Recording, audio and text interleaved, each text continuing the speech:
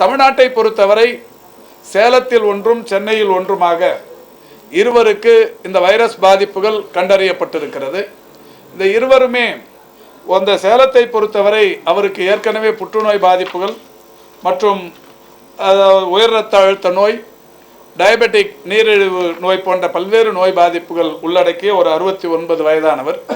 சென்னையை பொறுத்தவரை ஒரு 45 வயது மதிக்கத்தக்க ஒருவருக்கு வந்திருக்கிறது. இருவருமே நலமுடன் இருக்கிறார்கள். நான் தொடக்கத்திலேயே சொன்னதைப் போல இருமல், சளி அந்த சிறிய அளவிலான பாதிப்புகளுடன் தானாகவே சரியாக கூடிய நோய் பாதிப்புகளோடு இருப்பவர்கள் தான். எனவே இது பெரிய அளவில் பதட்டப்பட வேண்டிய சூழல் இல்லை.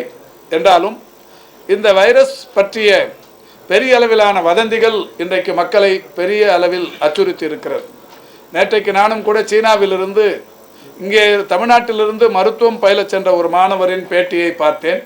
அவர் காணொளி வாயிலாக சைனாவின் மார்க்கெட் பகுதி, மக்கள் நடமாட்டம் மிகுந்த பகுதிகளை எல்லாம் காட்டி யாரும் பதட்டப்படாமல் பயப்படாமல் சைனாவில் சகஜ வாழ்க்கை வாழ்ந்து கொண்டிருக்கிறார்கள். ஆனால் நம்முடைய தமிழ்நாட்டில் பெரிய அளவில் இது பதட்டப்படுத்தப்பட்டிருக்கிறது என்கின்ற விஷயத்தை அவரும் கூட சொல்லியிருக்கிறார். எனவே இது பெரிய அளவில் பதட்டப்பட வேண்டிய அவசியமில்லை. என்றாலும் இந்த நோய் பாதிப்புகள் என்பது யார் இது காய்ச்சல், இருமல், சளி போன்ற உபாதை உள்ளவர்கள் யார் போய் மருத்துவமனைகளுக்கு அல்லது ஆய்வகங்களுக்கு போய் பரிசோதனை செய்து கொண்டால் ஒரு 10-20 பேரில் யாருக்காவது இந்த மாதிரியான இந்த வைரஸின் தாக்கம் இருக்கக்கூடும்.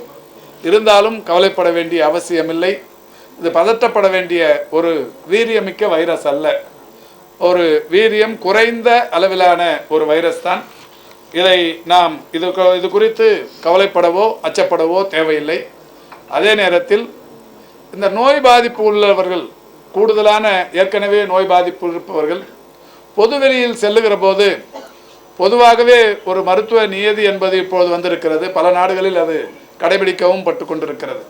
ஜப்பான் போன்ற நாடுகளில் சாதாரணமாகவே முகக்கவசம் இல்லாமல் யாரும் நடப்பதே இல்லை.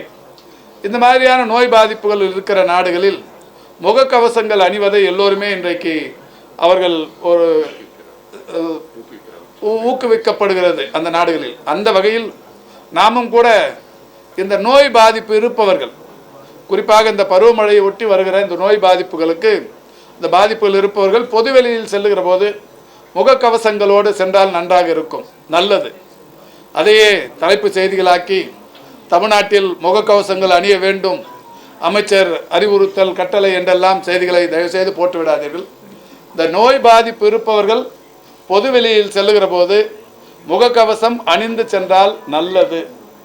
அதேபோல் இந்த நோய் பாதிப்பு இருப்பவர்கள் அடிக்கடி கைகளை சோப்பு போட்டு கழுவிக்கொள்வது, சானிடைஸ் செய்வது, தனி மனித இடைவெளியை கடைபிடிப்பது, அதிக அளவிலான காய்ச்சல், சளி, இருமல் இந்த மாதிரியான பாதிப்புகள், சளி தும்மும் போதோ இருமும் போதோ அதனுடைய நீர் திவலைகள் மற்றவர்கள் மேல் படும். அது எந்த நோயாக இருந்தாலும் மற்றவர்களை தொற்றும். எனவே தொற்று நோய்கள், தொற்றா நோய்களின் பாதிப்புகள் என்பது தொடர்ச்சியாக மனித இனம் உருவான நாளிலிருந்தே இருக்கிறது.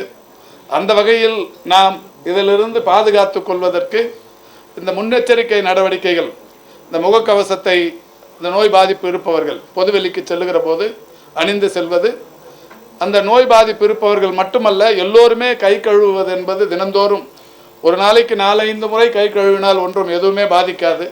அதனால் எந்த விதமான செலவும் இருக்காது, எந்த விரயமும் உடல் உறுப்புகளில் ஏற்படாது.